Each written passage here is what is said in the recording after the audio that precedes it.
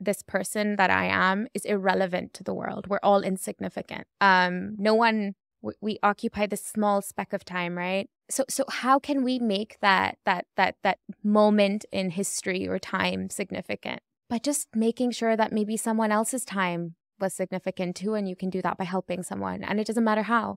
Could be in the office, and that person might remember you for the rest of their life. I mean, there's so many angels that have come into my life at the time I needed it the most. I hope that I can only give back to people what that felt like.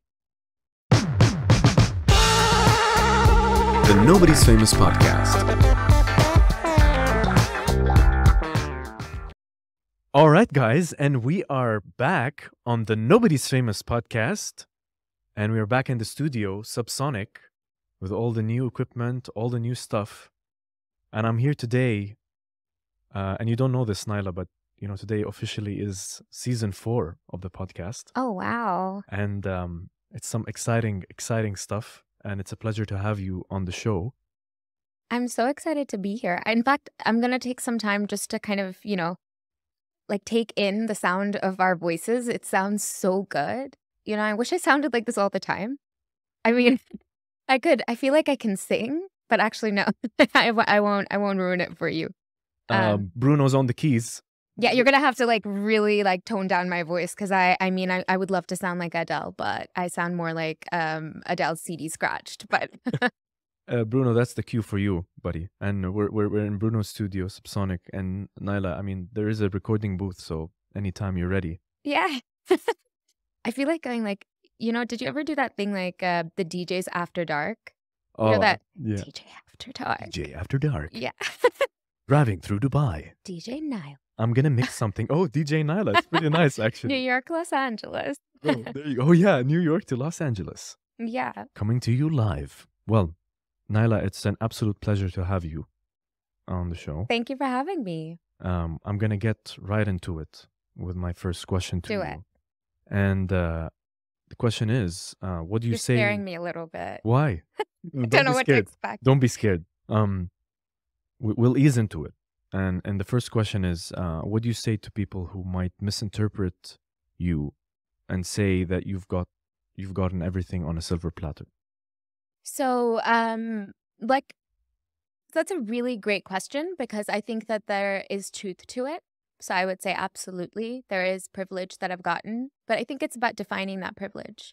So what do you mean when you say I got everything on a silver platter? For me, it means I was born into a family of a mother and father that have been really open-minded and have supported me no matter what that crazy thing that I wanted to do was. Usually it was, I want to go, my first kind of thing was I wanted to go and document war in Afghanistan, and I was about 13 or 14 at that time.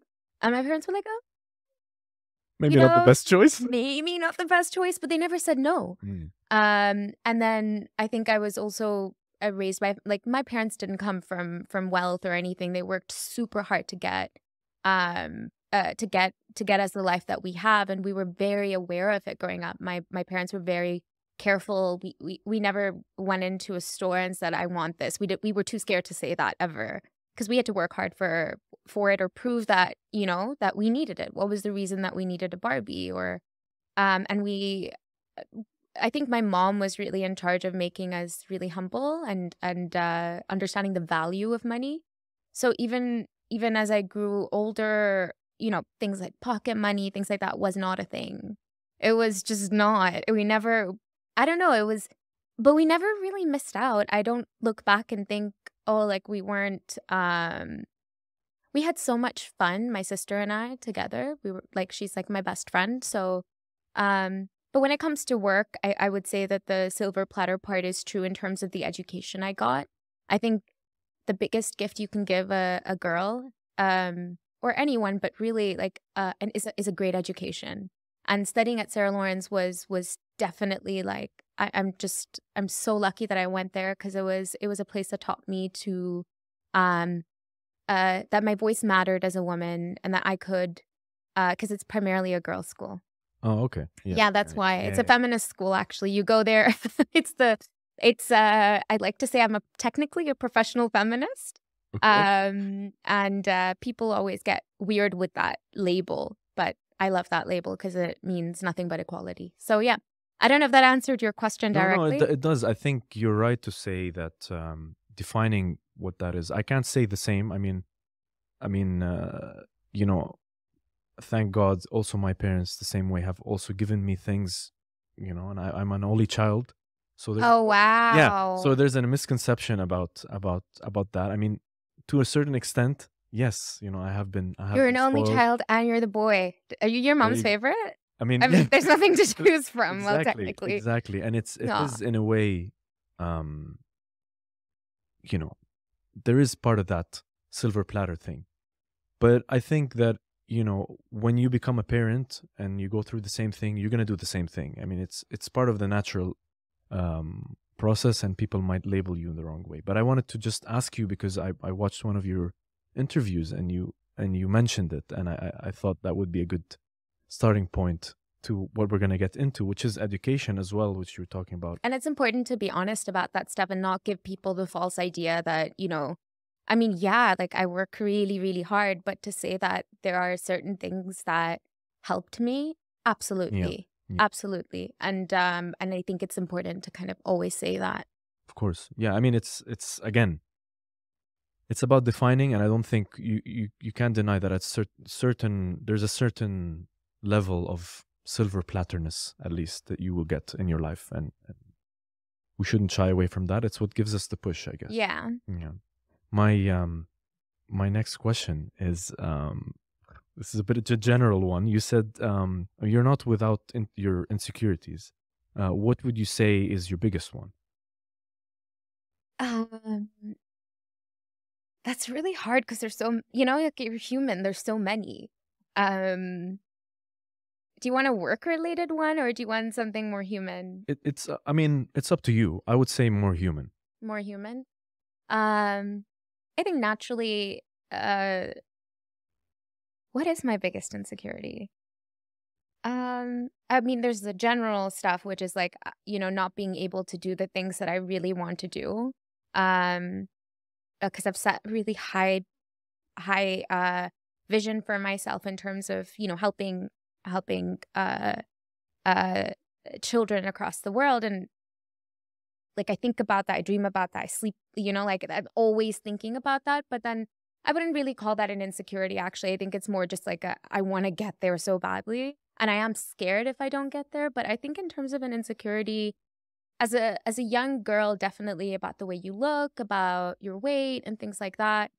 Um, I would say the general stuff, like how you look, the things you will you be like, I spend so much time by myself. I don't know. I haven't really, yeah, I would say I would say like just a regular girl thing is that like, yeah, the way you look and yeah. It's quite hard when you actually try to think about it. I mean, there's a couple of different things, but I'm I do relate to the first thing that you said. When you set high standards, because then you create an insecurity in yourself, saying, if I don't reach that, then I'm a failure. yeah. Yeah. Yeah. And and I think that it can go both ways. It could actually be a motivating factor, but oftentimes it really isn't. I do have an insecurity, actually. So I'm really young in terms of like, okay, I'm not that young. I'm 29, but like in my head, I'm like 15. And like now I have like a lot of issues with like body pain, right? And I think I never realized that this would be an insecurity, but I'm insecure of feeling like I'm not young enough. Oh, No, tell no, me no. about it. I feel the same. Feel and this sounds really like I sound really dumb when I'm saying it, but what I mean is um like I hate having to tell someone that I can't go out at night because it's too cold and my bones will start hurting. Or like they're like, "Oh yeah, like I want to go like rock climbing." And I want to be the adventurous person who says, like I want to climb rocks or I want to take a chance. I'm really adventurous. But I don't know how to say like Not today. actually I can't because like technically I'm not supposed to, or something like that. Like, I think it is something that I've never, I only recently have got it. So I think, but it's like a really major insecurity, Mm. in feeling like I'm not capable enough, or I'm not able to do the things other people are. Yeah, maybe it's also part of, you take that period for granted, as they say, the youth is wasted on the youth, or whatever they say. You get to take it for granted, and then you're at a point where, your friends want to go out, and you're probably just tired, and you don't know what to tell them, and it happens. I mean, I'm the same, and that happens to me as well. Sometimes I feel like not doing anything. I think I think I'm specifically referring to my fibromyalgia. So I have this chronic pain condition, and this joint condition. So the problem I have is that I used to be like crazy adventurous and crazy, like I could like dance all night. I could do whatever I wanted, but now I can't. And so that's why I'm feeling it more. Cause, I think it's like that, again, yeah, it's just it feels like you're not capable. I think that's and I'm trying to wrap my head around that. What is the pain called? It's called fibromyalgia and rheumatoid arthritis. Um, so I mean, it's completely fine. Like, I know how to deal with it and stuff like that. Like, I know if I have pain, like I need to take medication. Everything's sorted. It's just telling that to someone when you're 29 makes you kind of feel like she's so old, or she's so boring, it's or misinterpreted. whatever. Exactly, it's misinterpreted. Yeah. Well, surprise, surprise. There's a lot to talk about. And I wanna go on to the next question for you, Nyla. And another question I had for you was, you said that you have no experience. You had no experience. All you knew was a passion, a burning desire to make a difference to the world and change it. Prove to me, before I actually formally introduce you to the audience, prove to me that this isn't some cliche. Okay, so I was like 12, 13, right? And I wrote this paper, right? I have it at home. It's Children of War. And this was Shwefat, so because you went to Shwefat too. It was the PowerPoint class. Do you remember the PowerPoint class? You had a PowerPoint class? Yeah, we did. We had I didn't have one. Computer science. You didn't? No, we had computer science, but I would have liked to be in this PowerPoint class. No, it was not computer science, because I never made it to computer science. But we had a computer class or whatever, and we did PowerPoint. Yeah. We're learning PowerPoint. I seem to have missed that one. Or document, or Word doc. Sorry. It's a Word doc. Okay. And we were learning how to copy paste pictures, and you had to do like a page or 2 pages of research. Like, research being like, you could talk about your favorite football player, or like whatever. So I chose my topic as children affected by war. And this was around the time where I really loved Oprah. I really loved Oprah because she had started this kind of school for girls. So any person that knows me, like literally anyone you ask, whether I was 13, whether I was 16, whether I was 19, they're going to say the same thing. She's that crazy girl who wants to work with women and children. Specifically, it was always around gender, because of things that I had experienced that I didn't want to happen to anyone else. And so ever since I've been 15, I've been working, and I've worked across Brazil, Greece, refugee camps, favelas, New York's most dangerous neighborhoods, with nothing to prove. I mean, it was research. There were things that I went online to find. And I went to the college I did not knowing, I went to the college to study gender policy and child development, because I knew that I had a sense of a purpose. I just knew that this is what I have to do. So you can talk to my like grade 12 TOK teacher. I did IB. And again, like, it's the same theme recurring, and anyone. I cannot imagine who I am if I am not, I think that was my purpose. I believe in things like that. Like, I'm not super, like, it's not like I'm not religious or anything, but I believe the one thing I do have really strong belief in is that I was meant to do this. And whether that's true or not, it gives me a sense of kind of being. And when you love something so much, even if you don't know, like things like balance sheets and stuff, were so like, I mean, I'm still struggling with it, but you do it because you want so bad for something to work out, because that's all you can see yourself doing. And that, and like, I just want like a lot of children and puppies. Okay. Like literally, those are like the two things I really want. I really want work, and then I really want lots of puppies and children. I'm really passionate about those two things, basically. Okay, I didn't expect the last part. I had a response in my head, and then the puppies thing just threw me out of the water. Yeah, but I mean, a lot of the things that you said are very fascinating. There's a lot to take in there, and there's a lot of, I want to say, there's a lot of amazing things. I see, I can see the passion. I relate to, when you say you don't know something like balance sheets, or you don't know something like technical, or something that is not part of your skill set, and it's something that you really want to do, you're right. People will make the effort to learn that thing. I'll give you an example. I think the best way to describe it is hustling. You just kind of hustle.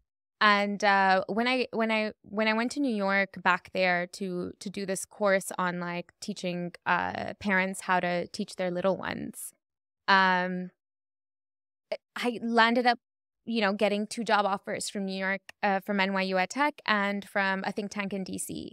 And I had no connections or anything. I was literally like going to conferences and going up to people like as soon as they finished their talk. Like I was like a hawk, I was like watching them. I'm like, are they going to move now? Are they going to move there?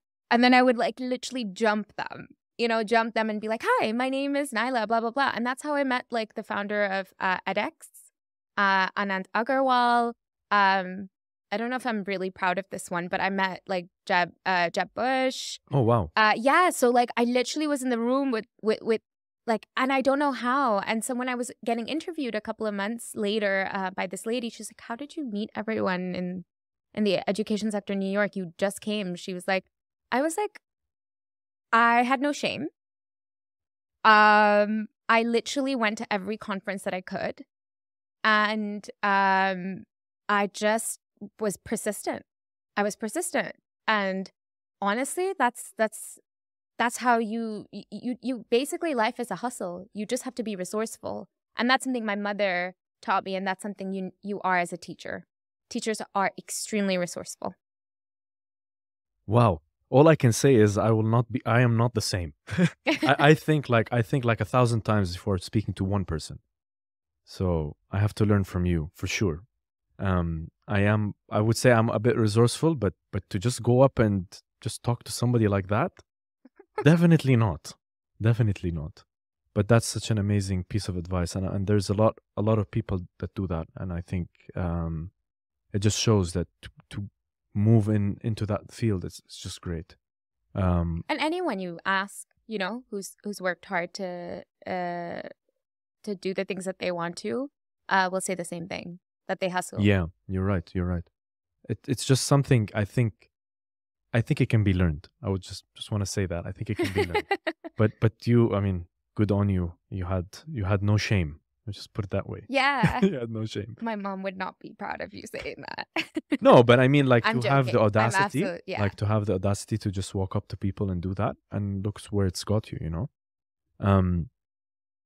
So my last warm-up question before, I go. These were warm-ups. These were warm-ups. Oh. Yeah, I'm sorry, but this is just a warm-up. But this one I think is maybe easier. Before we get into who you are, Nyla, what do you think? What do you think will be the key takeaway from this show? What will I think will be the key takeaway from this show? That's like a lot of pressure. That question is a lot of pressure. And I said it was the easiest. I don't know. Maybe the key takeaway is that Subsonic is like a really great studio, a really great sound. You should definitely come here.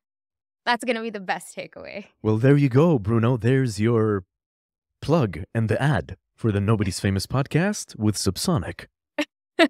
And one more is that I might actually look into a career of after hours. Oh, there you go. So there you go. Hours You have like just DJ created an Nyla. artist.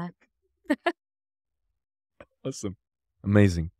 Well, with that being said, Nyla, I wanna get into introducing you to everybody. And you know, one of the things that you had said is you don't classify yourself as an entrepreneur. And correct me if I'm wrong, but you've created a $5 million business, improving education for kids, and you're solving a problem. That's your own words. You're solving a problem, which I loved, by the way. And we were even Bruno and I, we were discussing that when you should create a business, you should solve a problem. Why do you disagree with that label? Because I wasn't. So first of all, I know which interview you got that from, and you don't understand, when that interview came out, I literally looked at it and I was like, what is this? I was like, so the headline, first of all, I was like, oh God, like this is not me at all. I mean, and I was really pissed. And for a while, I just like didn't even want to leave my room because there were some, and you know, like I'm not anyone famous. So when I read the comments that some people had said, I mean, I don't blame them for saying some of those things, but like that interview really did not, like, maybe people like to be called all of those things, but I really don't. Because I'd never thought about it from a business perspective. And she pushed me to like say things I wasn't comfortable with. And I even said, you know, like a day before the interview, I'm like, I'm not doing it. I'm not doing it. Oh, really? Yeah. I was like, I'm not doing it. I was like, my work should speak for itself, not how much money you're, and I remember kind of saying like, please do not put words in my mouth. And it's funny, like that really affected me. That I know it's silly, but that really affected me because it went against everything that I stand for.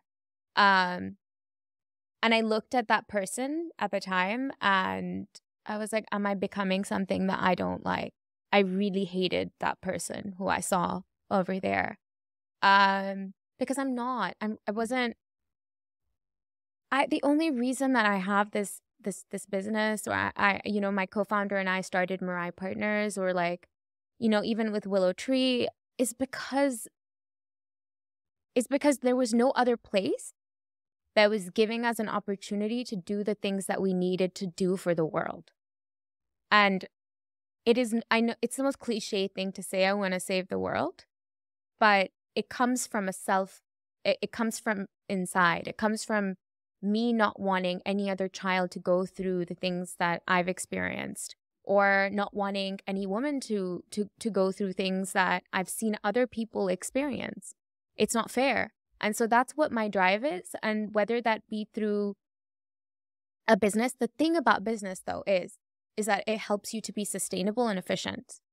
For me, the rest of my life, I just want a salary. I don't like, I want a house. I want many puppies. I want to be Very able clear. to, like, you know, have a regular, nice life. And if we create something huge, that money is not supposed to be for me. It's meant to be for the things that I want to do. And I can tell you, I want to start a rehabilitation center for victims of violence. I want to start a rehabilitation center for addiction. I want to start a school in which we employ the local farmers, and we have a local farm. So there's like all of this stuff I want to do, and I want to do it with freedom. And that's why I'm motivated to do the things that I do. You know, I just didn't expect that would have been like, because when I watched the interview, yeah, you felt like quite natural the way you were speaking, and I got a lot from it. You know, at least for me, I didn't see it that way, and maybe also the way that I think, I didn't. You know, the label entrepreneur to me is something. It's exciting. Maybe I think for you, what affected you most was maybe the image that they were as you clearly it was the stated. title. Oh, okay. Yeah, and the way they were portraying maybe you. I understand that. I didn't think of it that way because you even kind of said in that interview what you're just saying kind of now is you're doing this not as a business. You're doing this out of um and that's what I like the most about the things that you said because I do that even in my own like work. If there's somebody new that comes to the office that doesn't know something and is struggling to find their way, I would like to help them because I was in that place and it was tough to, to have a start, especially like there. I'm talking about like a very small like office workspace. So But still, it's the yeah, same idea that you live a life of, like, for me to reach a place of actualization, or like just that higher like level is to feel like I've given, like, what I truly believe is that, like, this person that I am is irrelevant to the world. We're all insignificant. No one, we occupy this small speck of time, right? But in the so how can we make that moment in history or time significant? By just making sure that maybe someone else's time was significant too, and you can do that by helping someone. And it doesn't matter how. Could be in the office. And that person might remember you for the rest of their life, that there was this really nice guy who helped me. I mean, there's so many angels that have come into my life at the time I needed it the most, that I hope that I can only give back to people what that felt like. yeah, And yeah. yeah. No, this is obviously it's such a nice feeling, and the people who have done that know what we're talking about for sure.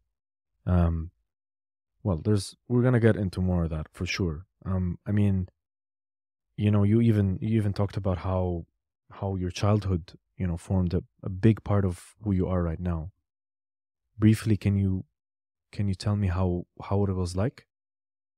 Um, it was a beautiful childhood in terms of like the family that I come from. My mother and father are nothing but they're just amazing parents, like my mother always tried her best, like if we were going somewhere to like, do like hunts in the museum. So we'd have to do like a quiz hunt and, look around, and my dad always spent, no matter how much he was working, he always spent dinner with us. We always had dinner as a family. And so like my family is everything to me, but there were certain things that happened that they couldn't protect me from, or they didn't know because I was so young. Um, and now I study. I haven't said anything yet because I'm still waiting for Friday just so I get the final offer. But I'm starting my Master's of Science in Neuroscience. Amazing. Because Oh, neuroscience. yeah, Amazing. because I wanted to understand. So people don't usually know this. When bad things happen to you before the age of 6, and this is why I'm really passionate about early years, your development gets Skewed. skewed, Yeah. right? Before the age of 6, your brain basically is everything is happening to me. So if something bad happens to me, it's because it's my fault, and that causes a certain sense of trauma. And when trauma affects the brain, you can have like a completely derailed development that affects you lifelong, but you don't understand it. So you don't understand what's happened to you. You don't know how to make sense of it. You don't know who to talk to because you're a little child. And growing up, it manifests. It manifests in terms of your pain, the pain I have today, in terms of just so many different things. I can't even describe it. And, for a long time, because you aren't aware that was the reason, you're trying to blame everything in the world. And that's how I got so passionate about, children.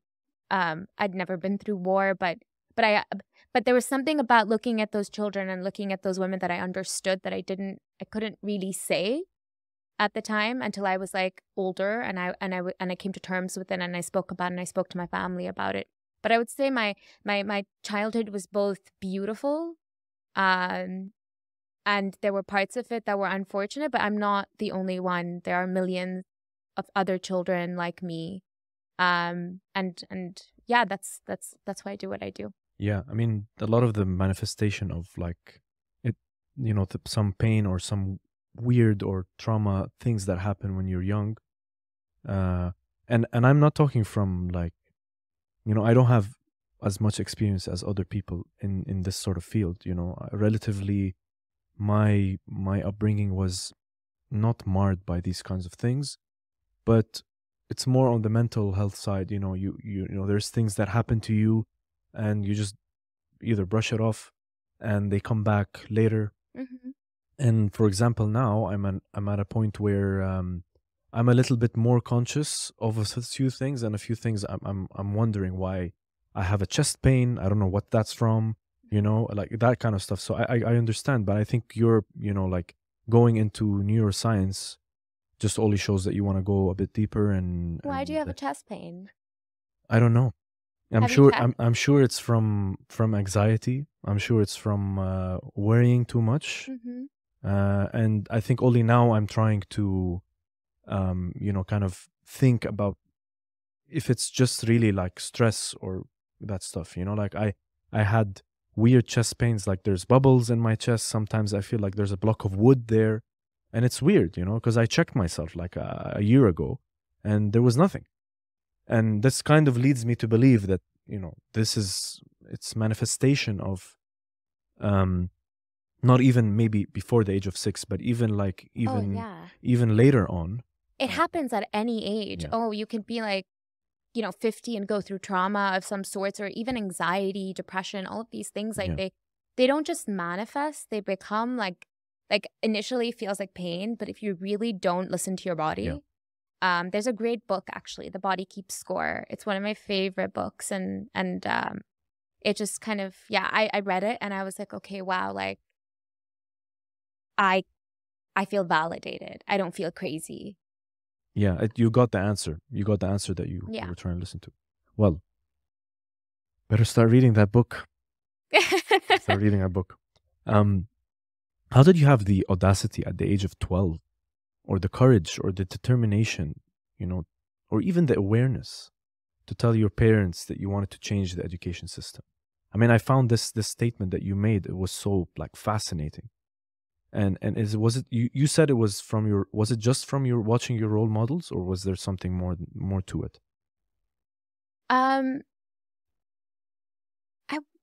I think when things happen to you, you lose a sense of like, when someone robs you of your dignity, if someone robs you of your dignity, you become fearless, right? There's a fearlessness there. You either become completely like, closed, or you develop a sense of fearlessness. I was lucky to develop fearlessness because my passions were supported again by my parents. But the way I was able to kind of frame, and at that time it was and I keep going back to this children of war, because that's how it had begun to manifest, because I saw Oprah, and then I felt the things that I did, and then my parents gave me some direction. My parents took me very seriously, even at 12, by the way. That's why as well. Like they would sit me down and they'd be like, okay, you can write an article, and I would write an article, and like they would show it to their friends, and like they took me way too seriously. Like like sometimes now I have to be like, okay, don't take me that seriously. Please tell me, like, they're my biggest critics as well. But there was an aunt that I had, and she's still my, like, wow, that lady. Her name's Ruchira Gupta. She risked her life in the 90s to document the red light district and the trafficking of women in India and in Bombay. And she won I think a BAFTA for it, and today she's like a global feminist, but at that time, when she had just finished the movie the documentary, she gave me the CD, and she was like, watch it, and it was about prostitution and trafficking and all of these things, and I'm so happy that she did that. Because what she gave me was, she taught me that you shouldn't be scared to document the truth. You should fight for the truth.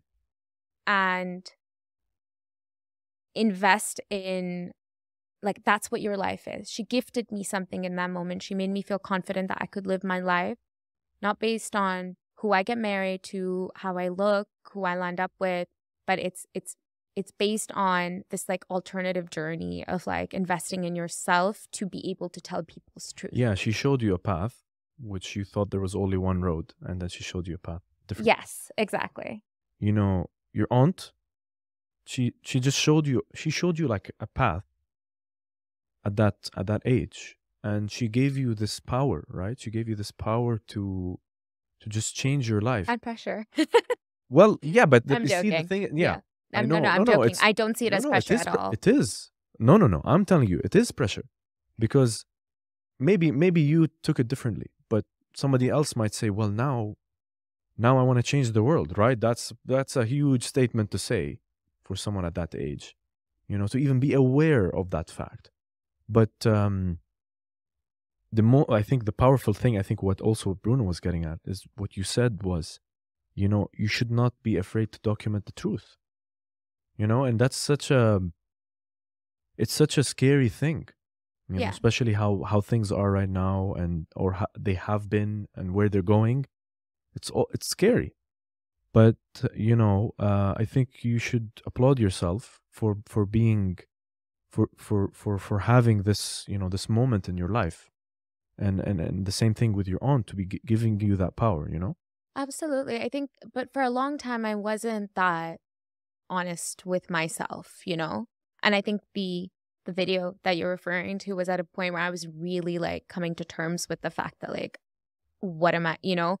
But, you know, and I don't say these things in a way to say, oh, like you struggled and then you have to, you know, like it's not that. Like the reason I'm opening up about things is because I know so many people out there experience it and just want to hear someone else say it. Because I know that you look on YouTube, like whatever your problem is, right? Like I remember even when I was when I was going through a breakup, I was like, I remember like typing in, how do you break up with someone? Or how is it supposed to be? And then had a wiki how with 10 steps. And I was like, God. But yeah, it was.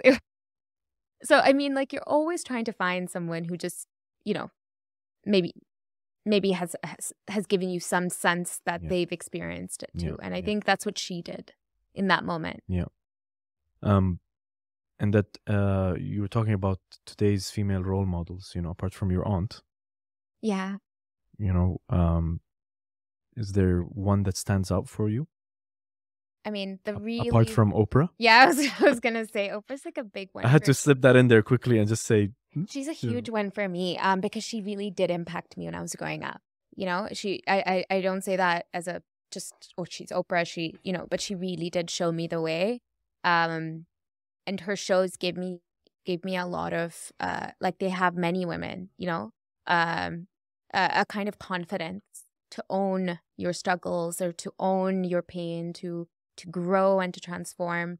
But she makes you remember that being a woman isn't about, you know, because growing up, you do believe that your worth as a woman comes from, you know, the way you look. And I think for guys as well, it's about, you know, how much you earn, what car you have, and things like that. So like, I think having role models like her, my mother is my role model. I think she's one of the kindest people, one of the most like hardworking. She's just so badass, you know, like she never talks about the things that she does, even though she does beautiful, great things every day. And I love people like that. I love, you know, you think that kindness is kind of like a standard. Everyone should be kind, but it's not like that. Yeah. And so, yeah, I think my mom is definitely one of my female role models. It's a great answer. I mean, you know, literally that's kind of what the show is about. You know, the show is about those people behind the scenes. And, you know, I get comments like, oh, I'll tune in if it's somebody that I know, but if it's somebody that I don't know, I'll think about it. Maybe you should try to put more people. I'm like, but that's exactly the premise of the show. Yeah. You know, we're kind of showcasing somebody that you You don't know. And, you know, for example, your mom would be a great guest on the show. Oh, she's amazing. She would be a great guest on the show because I'm sure that she, you know, she'll make fun of me too. Which is the best part. She'll make so much fun of me. but I mean, it's just amazing to have, you know, the people who are not talked about doing those things behind the scenes and trying to make other people's lives better. And I know this is all like cliche kind of stuff that we're talking about, but it's the truth. I mean, this is the truth. And I mean, that's Humans of New York for you, right? That was there's an appeal to it. There is the everyday. I mean, you see it in politics, right? People like the everyday person. Yeah. People want the everyday person. Yeah. And that's because, like, honestly, if you just talk about things that, you know, are great and stuff like that, it sells for a second, but it sells anxiety. Yeah, because you feel that you need to be the same. Yeah. You add the pressure to. And then, you know how you said the silver platter thing? Most people won't even talk about that. They'll pretend like they did everything themselves. And it's like, no, like, hold on. You should be honest. You didn't. And it's good to be honest about it. Sometimes it is luck. Sometimes it is, you know, yeah, there's hard work for sure. But mic drop. Do I have to mic drop right now? Do I have to mic drop? On the table? Oh my God. Do I mic? Oh. There you go. We'll have it as a segment in the show. Mic drop moment. Oh my God. You sent me a photo with you smelling a bunch of flowers. Yeah. And there was a series of those. Like, I saw some of those on your Instagram. What was, you know, when I asked you for a photo, you sent me that. What's up with that? Okay, so one of my closest friends, actually, someone I really reconnected with this past year, she's an amazing photographer. And I don't, you know, like, a lot of people don't believe me when I say this, but like, anyone who knows me close enough knows there are two things that, like, I'm really, really bad at. One is I hate taking photos. And the other is I'm really bad at hugs, even though I really don't want to be. So I really want to be a good hugger and, like, be, like, good with, like, getting hugs, but I'm not. And I feel this is a skill you can learn very easily, by the way. It's really not. You know, it's really difficult. That's why it's one of the love languages, right? Physical touch, or like being able to hold someone's hand or hug them. Like, I literally, if you come to hug me, sometimes I can just literally be like, you know, it really depends on how I'm feeling, but I'm not that good at it. It's not a skill I have. My sister, on the other hand, is a great hugger. But going back to your question, so those were a series of photos that, so she's the one person in the world I let her photograph me, because it just feels so comfortable and, like, loved and beautiful when she does. And actually, we're working on a video, a little bit of a film that we'll be coming out with. I wrote the poetry / writing for it. And it's based on my story and the story of, like the idea is that it should resonate with many people. And so those were photos that we took there, and it was supposed to show the stages of healing. And so for me, I believe right now I'm in my stage of healing. And part of, like, that inner child healing is being around nature. I'm not gonna lie though, that I didn't that pool of, like they look so beautiful, but in reality it was, like, full of moss and stuff like that. Okay. That's kind of what you realize when you're looking like straight into soil. Yeah, and well, it was it was like water. It's like, it was like a little swamp kind of thing. But it made for a good photo, right? Yeah. No, it was it was nice. I was just wondering if I thought that was like a side project. Well, it turned out to be a side project. It was a side project. But I mean, I thought it was like maybe like a garden that you have that you took care of, and, you know, something that you like to do. Oh my God, I should say that next time. Yeah, you see? There you go. So next time somebody asks you, make sure they don't watch the show. You tell them that. Yeah, you can tell when I'm not the kind of person who can, like, get away with crafting a story on the go. Also, yeah, I would. But no, it is part of the video series though, so it's gonna come out. Nice. Soon. I'm looking forward to that. But awesome photos. So I want to take this part to talk a bit about your work. Mm-hmm. And, just a couple of questions here. So I've said this many times on the show. When I went to San Francisco as part of like the exchange program when I was studying in Spain. And we went to a company called Mobile Iron, and we met the VP of marketing at the time. His name is Vittorio Viarengo. And it's something that he said stuck with me, it still sticks to me today, is he says, you can't change people. You can't. And it stuck with me because I had that realization that actually he's right. You can't change people. You can show them the way, Mm-hmm. but if they change themselves, such a great thing. So how through your work did you make the shift in your life to communicate better to people? I think I started off very like angry and like righteous, like, why don't you understand this? Like, I don't get it. Like, what, and I felt like that was very like righteous, young, rebellious.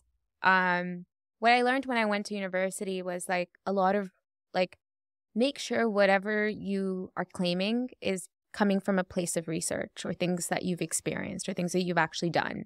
And I don't actually think that's true. And I'll tell you why that people do change. So when I was in Brazil, what we were doing was we were working on building curriculums to educate men on sexual violence. And we were in the favelas over there.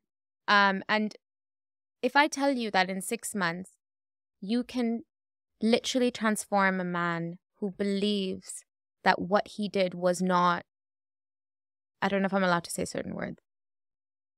Go ahead and say it. Okay, so it should not be a word that's censored because it's like a crime. Someone stole, someone raped. So, these are men that have committed it and do not see it as wrong. And you know what? In their own right, how can I argue with someone who doesn't believe it's wrong? Because they can argue back and say, "Why do you believe it's you know what I mean?" Like it's a lack of education. Part of it is probably that too.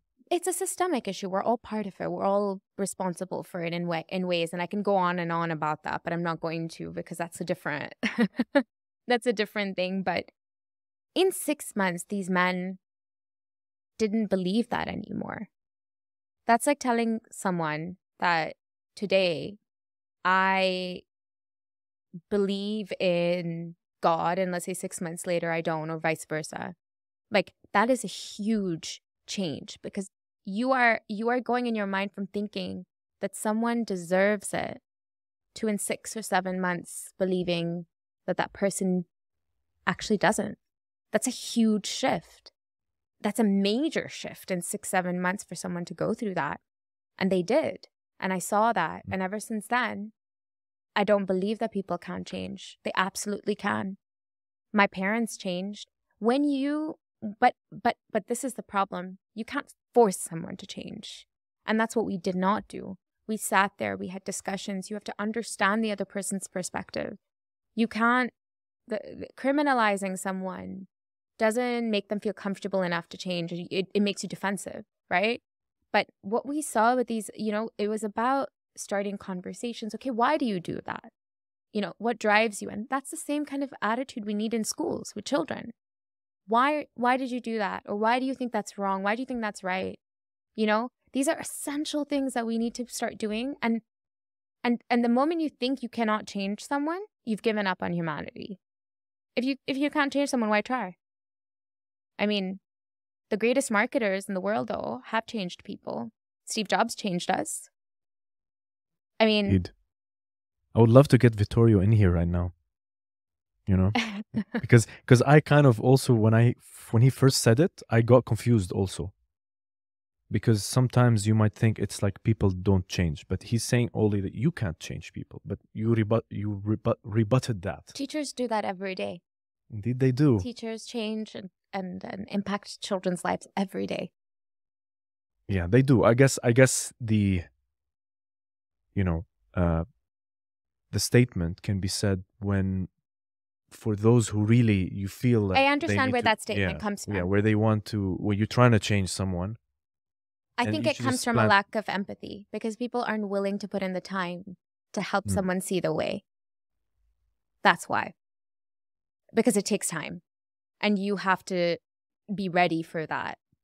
And that's something I had to tell myself, is that this is not going to be an easy journey.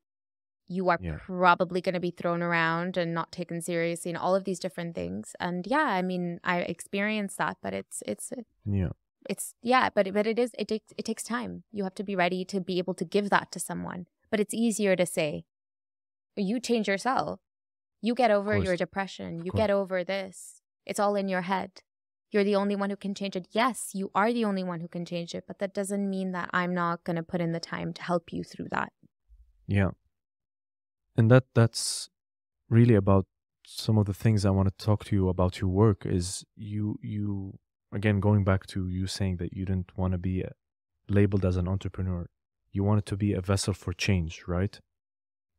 And through Willow Tree, Mirai, what is the prime example of a change that you've made? Given that you've changed people, what is the prime example of some of the changes you've made?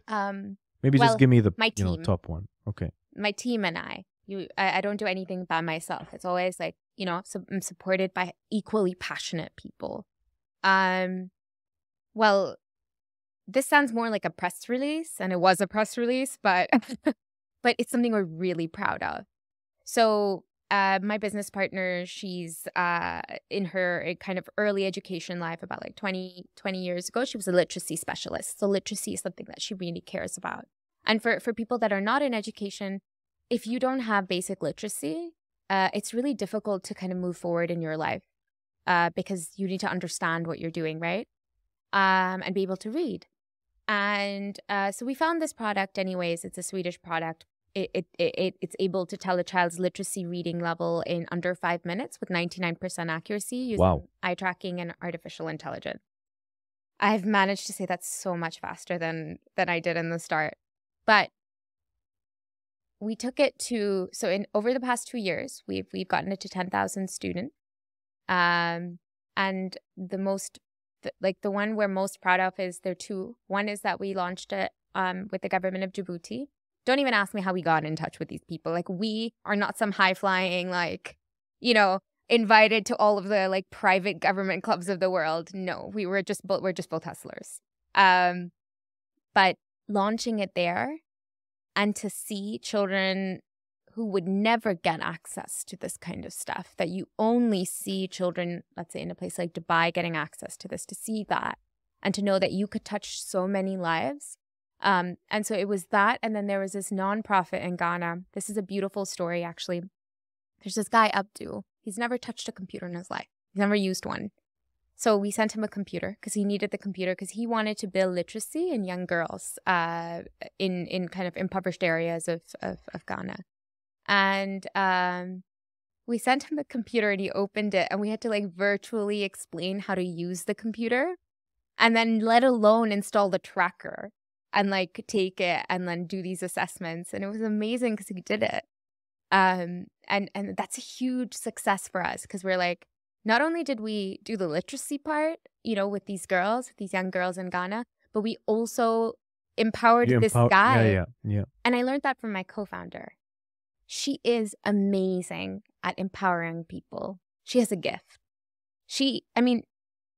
Let's be real. She's so much more qualified than I am, she's 20 plus years of experience in education. She was a former VP, but she actually sat me down. I remember and she was like, do you want to start a business with me? That is my biggest achievement, I think, in my life. That's one of my biggest achievements. That she, who I think and respect so much, I think she's one of the nicest, smartest, just amazing people. She empowered me and she made me feel like I was worth being heard, or that I was worth her time to start a business, an equal stakes business. And neither of us had money to bring, or we weren't, it was just, that was beautiful. But yeah, so that's kind of the way that we touch children's lives primarily now through technology, and we use technology because we can reach the greatest many. But also by working with governments, we're able to kind of be at the helm of changing policy that we know will impact lives. So whether it be ensuring that we have inclusion, so we're not just catering to children of that are neurotypical, but also neurodiverse. So we're looking at autism. I mean, with Willow, I had this one child. So we had sponsored some children to just come on for free during COVID-19. And he's from Zimbabwe, and his mother and father are separated. So they were kind of trying to figure this out. And there are no schools that would take him. And so he joined Willow. And so he was in my class, and I was teaching online. I think I did send you like a video. Yeah.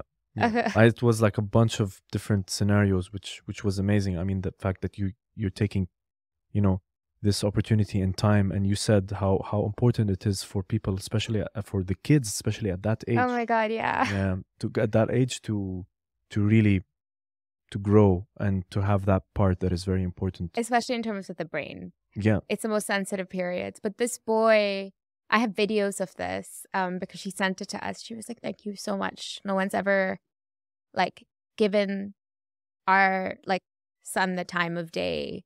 And we were so touched because it was like nothing, like we were like, of course, like, and to know that she took a video of him doing an activity, and she's like, he actually said a phonic sound. And he was my student, actually. He was in my class. So we would teach him like, hello, good morning. It's Miss Nyla. And how are you feeling today? Are we happy? Are we? We would do all of this stuff, and I would do it with them like every day. My mornings during COVID-19 didn't feel lonely at all. I spent it with all of these children from different parts of the world. And that was, there's nothing like it. There's nothing like it when a child like it's difficult to say that. I feel like crying when I think about like, because I've been in situations where we've visited AIDS hospitals, and to see children that are like at that really young age, with late stage AIDS on their, like you can see it on their face, their parents their moms have been taken away from them. Their fathers were the ones who gave it to their mothers. I mean, to know that in that moment, all that you have to do is give that child a hug and tell them that they're beautiful and that you've made their next even 10 years. Like, yeah, you've changed the trajectory. And you like that's, Oprah talks about that. When she was young, there was this woman who, they were at the church, and she was there, and this woman who is white came up to her and said, "You're such a beautiful black little girl. Your hair is so beautiful." And she still remembers that. She's Oprah today. And she still remembers that small little moment that made her feel so special. And so, yeah, like, I Mic drop? Mic drop. Yeah. Yeah. So it's for the tears. No, I'm okay. I was feeling very emotional.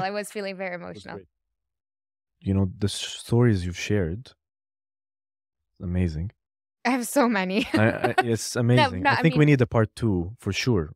No, I mean, we can just also there's not just mine. Like, there's so many stories of other people. Yeah, I mean, no, there's just amazing things, and I don't do enough I want to do more to help kids, and to be able to help them, so to show them that they can pursue their dreams, they can do the things that they want to do, and give them the awareness that you had at that age. And speaking of age, you talked about something or moments that happened to you where people don't actually realize that you're a CEO because you're of your age, or because you were a woman. What were those moments like? I feel like laughing. I mean, it's funny for sure. It is funny, right? I mean, there's times where it's not just me, it's also my co-founder that they don't believe, I think 2 years ago, it would have been something that maybe would affect me. But like now, I just want to do my work, and I want to do well. And even when it comes to like webinars and things like that, people ask me about work, but like generally I don't really want to talk about like you, how do I say this? There's so much that like being a CEO means nothing because it's just a title. Like I could be the CEO of my like room, or I can be the CEO of my corporation of dogs that I have at home. Like you could be the CEO of anything.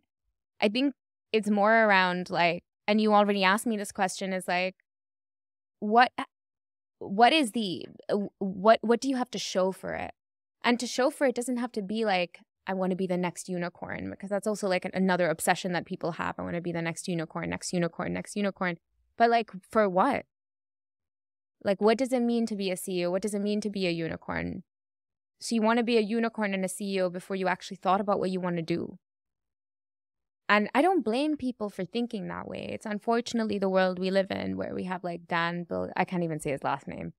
Dan Well, let's not Bilzerian. go there, please. Yeah, just oh my God, the toxic, you know, like for and this is where I like really feel for men, because it is difficult. And actually my next series, and I'm gonna ask you to be on it, because it's about discussing like the kind of pressure that it's not just about women. Like that's the thing about people. They think feminism is about women.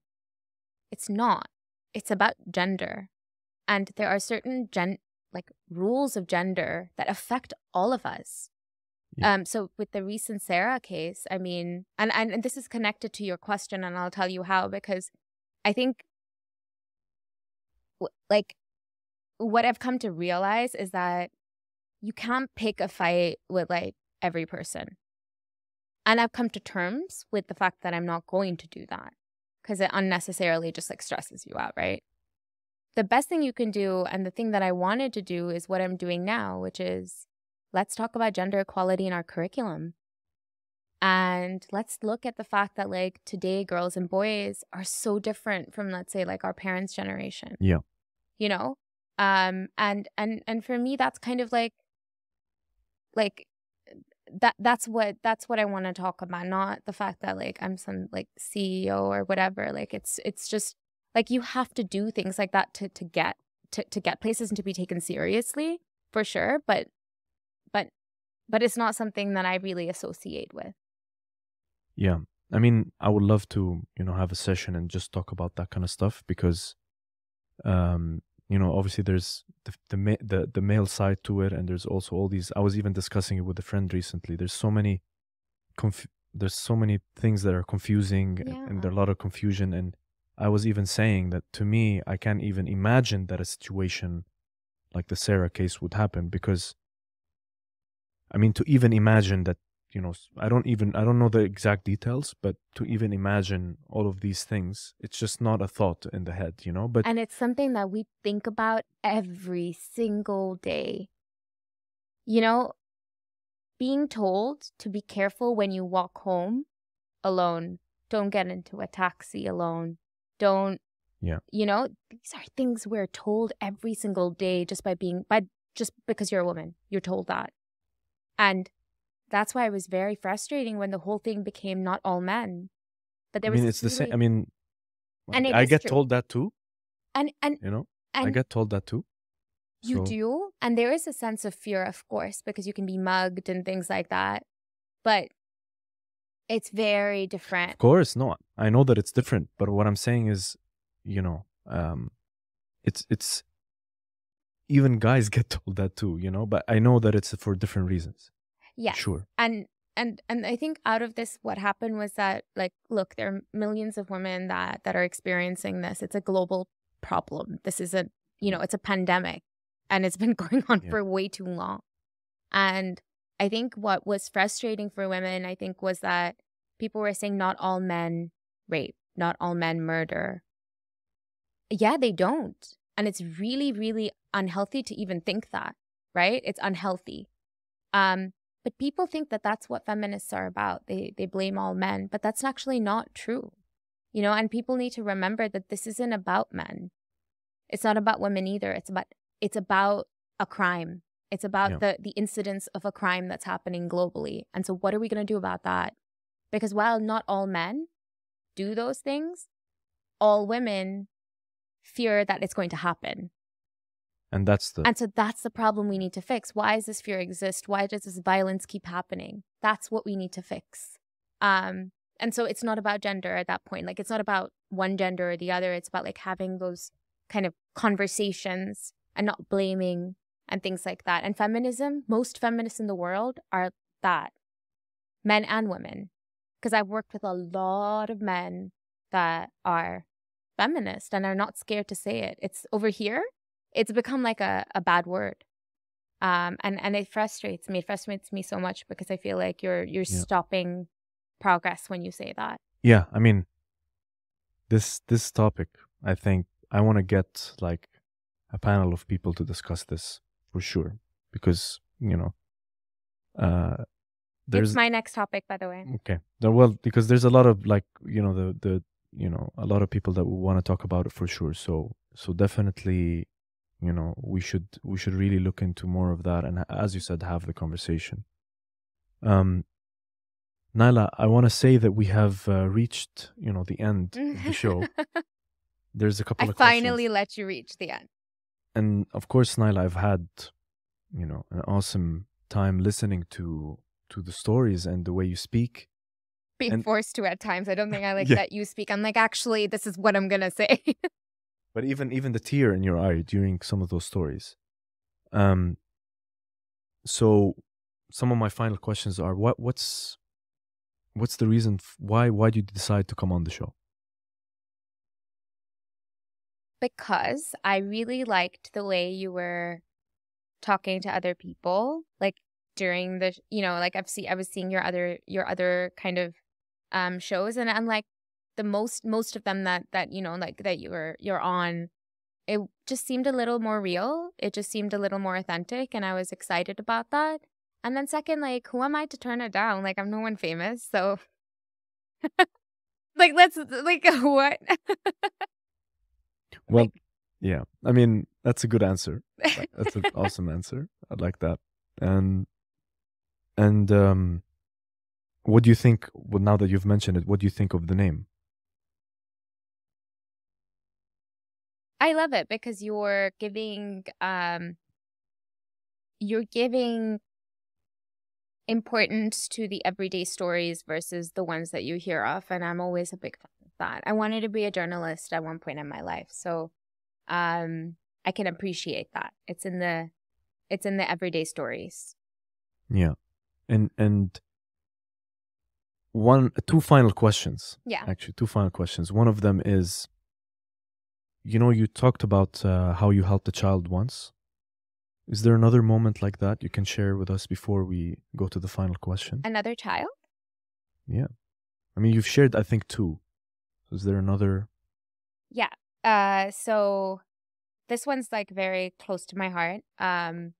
So I was working in Greece at a refugee camp for Syrian and Iraqi Kurdish and then Arabs also that were coming at the time because of the war. And my job over there was I was trying to understand how we can bring like $15,000 like private nursery education to like a refugee camp where there isn't those resources. And it was an incredible experience. But one of the experiences that like really like there were two children there. One, so you only hear of these things, but when you actually are there, it's crazy how trauma affects children. I mean, one of my children, he's 3 or 4 years old. And at 2 years old, he was beaten up by the Turkish police. They were found on the boat. They were taken, beaten up.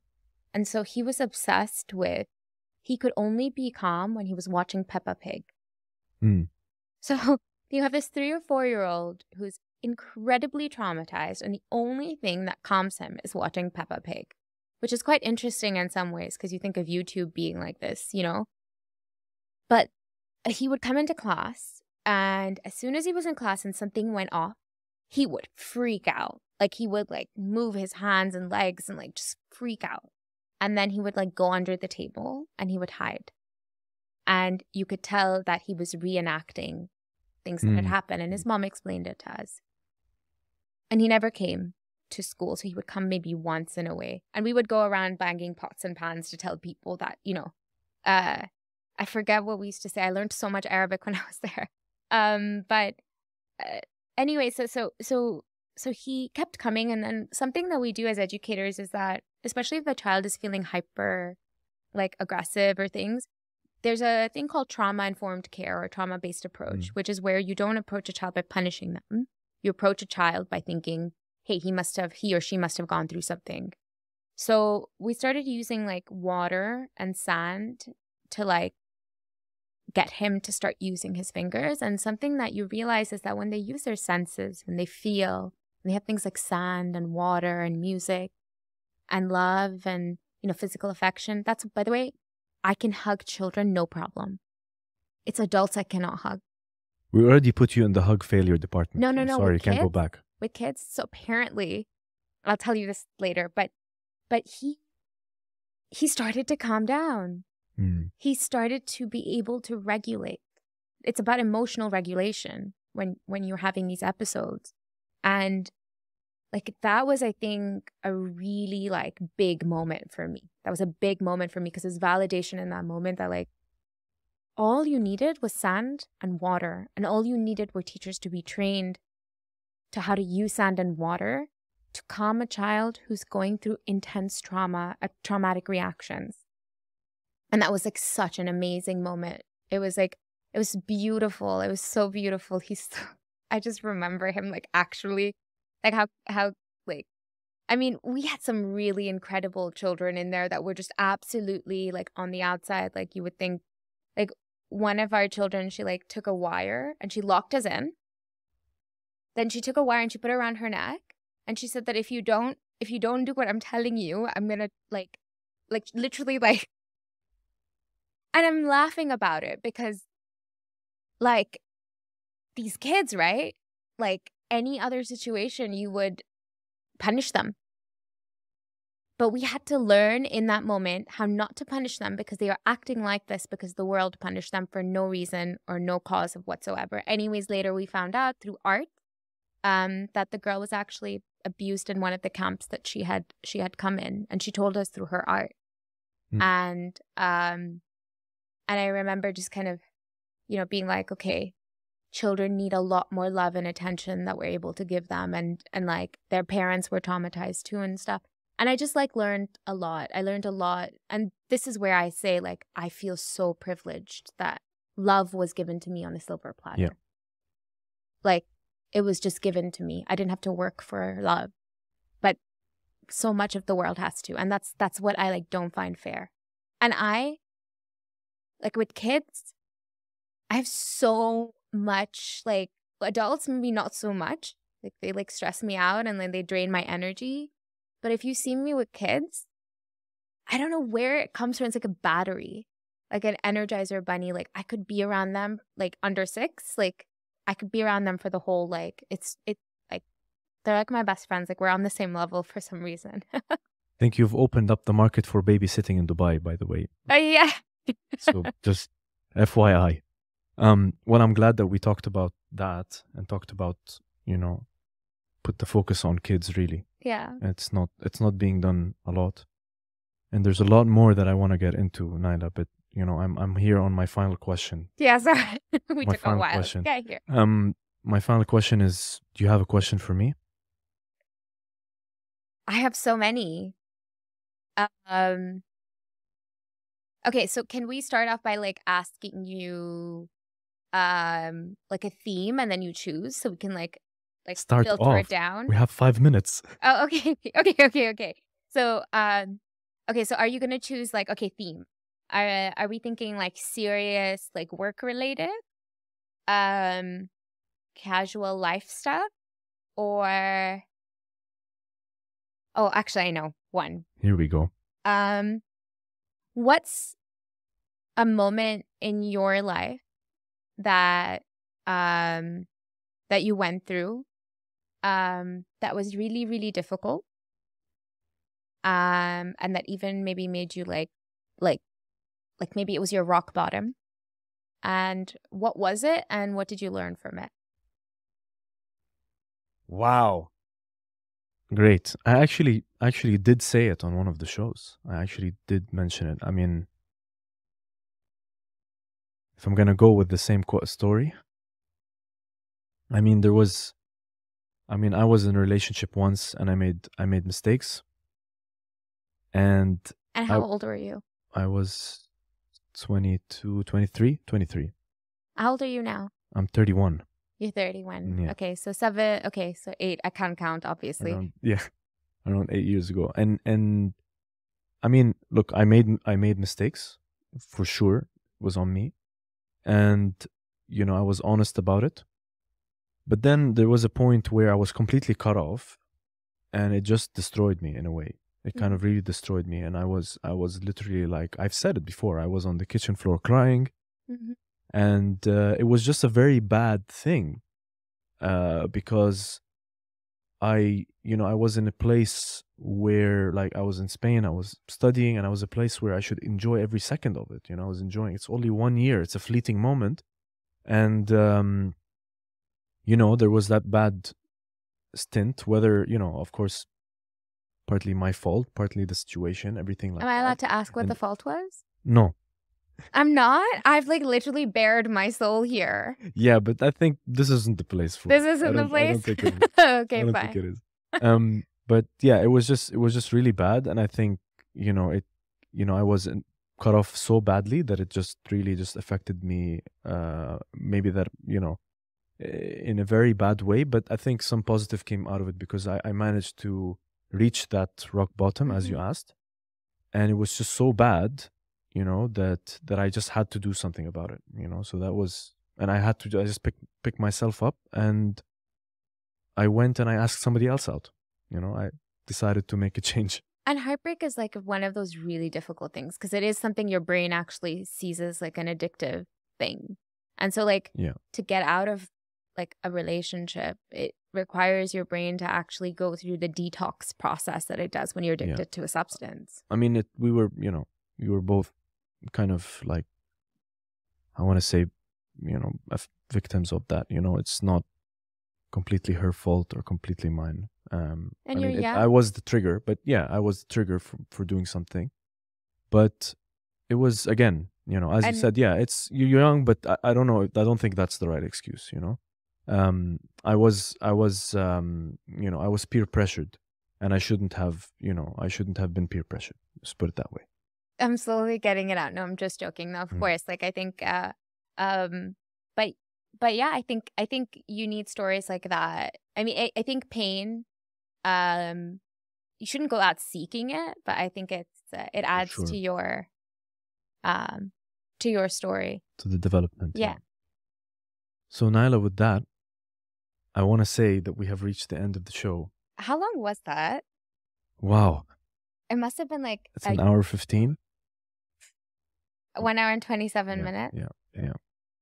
And it did feel longer though. I'm not gonna lie. That was like 2. Any last words before I sign us off? Oh, we weren't signed off right now? Oh, okay, no, never we're signing mind. off now. Okay, now we're signing off. Not really. No. Okay. Like, live your life. I think Rihanna and T.I. said that. Wow.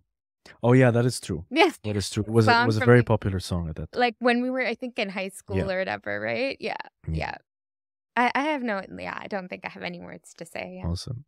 And with that, I want to say this has been an amazing show with the one and the only Nyla Khan. It's a pleasure to have you on the show. That's a lot of pressure. You are the one and the only. There's no one like you. And this has been the Nobody's Famous podcast. Make sure you check us out on YouTube. Check out Nyla Khan. It's Nyla Khan. Yeah, right? It was really, really embarrassing. It used to be official Nyla Khan. I was no way. But famous there. And then, make sure you listen to this on SoundCloud, Spotify, Stitcher, Anghami, all those good places. And you can watch us on YouTube. Big shout out to Subsonic.